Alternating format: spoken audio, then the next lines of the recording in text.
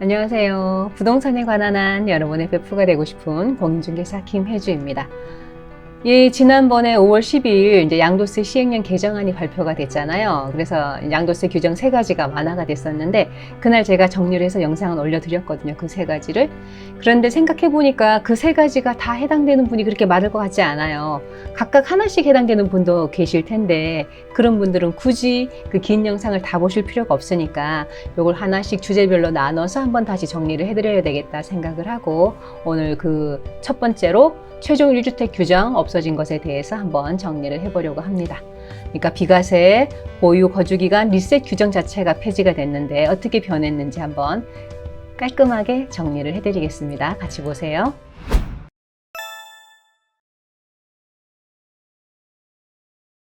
그 1세대 1주택 비과세 보유 거주기간 기산이 종전 같으면 집이 몇 개 있었다, 2개나 3개 있었다 그러면 다 팔고 정리를 하고 마지막에 1개 남은 다음에 그 최종 1주택이 된 시점부터 새로 보유기간, 거주기간이 새로 기산이 됐습니다. 세팅이 새로 됐습니다. 그 전에 얼마나 그 집을 오래 보유했든 그 집에서 오래 살았든 아무 상관이 없이 마지막으로 한 집 최종 1주택이 남은 다음에 그때부터 다시 2년간 보유, 2년간 실거주 이걸 이제 채웠어야 1세대 1주택 비과세를 받을 수가 있는 거였거든요. 그게 5월 10일 개정으로 이렇게 바뀌었습니다. 해당 주택 취득일부터 기산을 한다. 이제 언제 1주택이 됐는지는 상관없고 근데 그 집 자체를 언제 보유했으며 언제부터 또 거주를 했으며 그래서 2년 보유기간과 2년 거주기간을 다 채웠나 그러면 언제 1주택이 되든 1주택이 되는 그 시점부터 바로 1주택 비과세를 주겠다 이런 이야기입니다. 이게 그날 기재부가 발표한 내용인데요. 이걸로 다시 풀어서 설명을 드릴게요.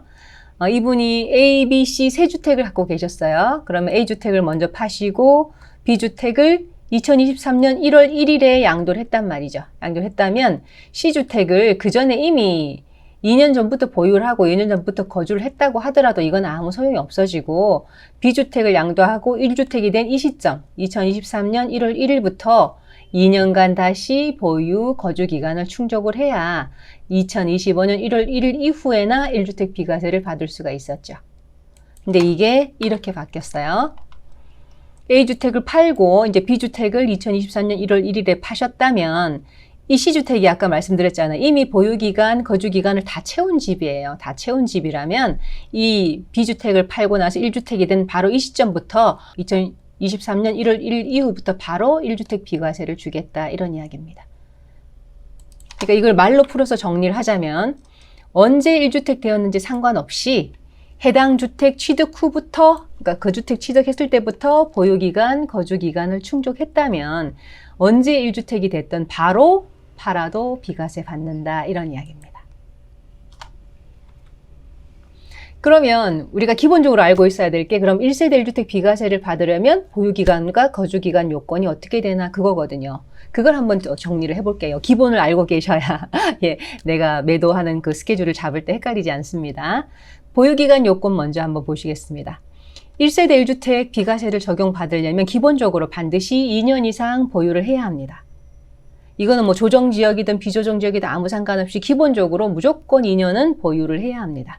근데 특별히 예외되는 규정이 있는데 몇 개 있는데 그 중에 2개를 제가 정리를 해봤어요.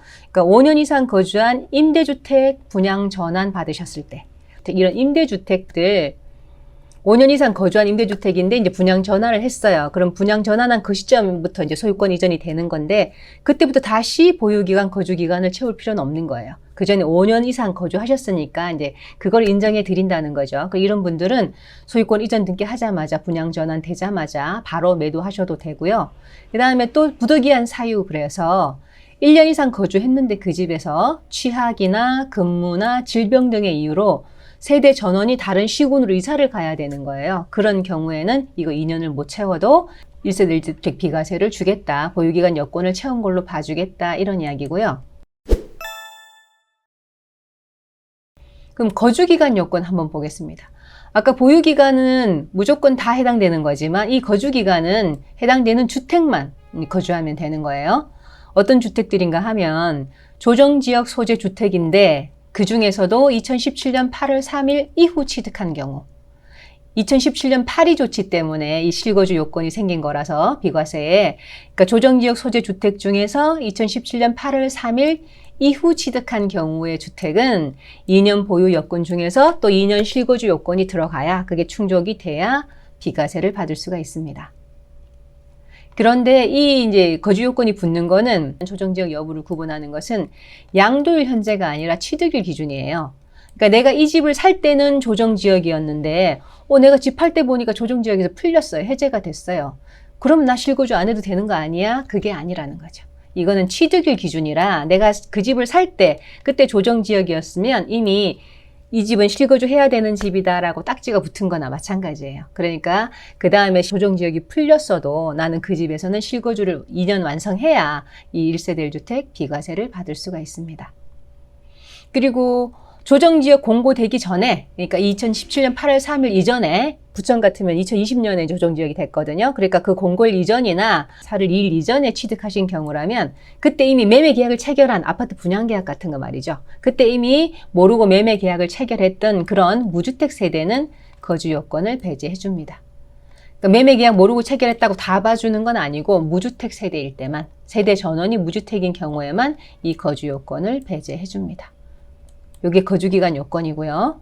만약에 3주택자시다. 그러면 이 중과 완화 기간 중에 이제 한 채를 먼저 파신 다음에, 그거는 이제 과세를, 일반 과세를 받으시겠죠? 받으신 다음에 남은 2주택이 혹시 일시적 2주택이 되는지를 한번 보셔야 돼요. 일시적 2주택 규정도 늘어났잖아요. 조정지역에. 비조정이면 원래 3년이지만 조정지역이 1년이었다가 이게 2년으로 늘어났단 말이에요. 그러니까 요 일시적 2주택을 최대한 활용해서 비과세 매도하시면 좋겠고, 그리고 난 다음에 남은 1주택을 바로 팔아도 그 1주택이 이미 또 보유기간 또 거주기간을 다 충족한 집이라면 바로 팔아도 비과세를 받을 수가 있는 거죠. 그러니까 3주택자 분들은 이번에 이 양도세 완화 방안 그 3가지를 다 활용하실 수만 있다면 정말 최선의 결과가 나오겠죠. 최선의 절세 결과가 나오겠죠. 그동안 다주택자 중과 때문에 이제 머리 복잡하셨을 텐데 이번 기회를 한번 잘 활용해 보세요. 예, 최종 1주택이 없어졌습니다. 그래서 너무 복잡하게 이제 막 계산하실 필요가 없이 그러니까 언제든지 1주택이 되고 나서 바로 팔아도 그 주택 자체가 보유기간, 거주기간이 다 완성돼 있다면 바로 비과세 된다. 요것만 기억하시면 되겠습니다. 예, 또 다른 그 주제도 2개 차례차례 정리를 해서 또 영상 올려드리겠습니다. 지금까지 여러분의 부동산 베프 공인중개사 김혜주였습니다. 감사합니다.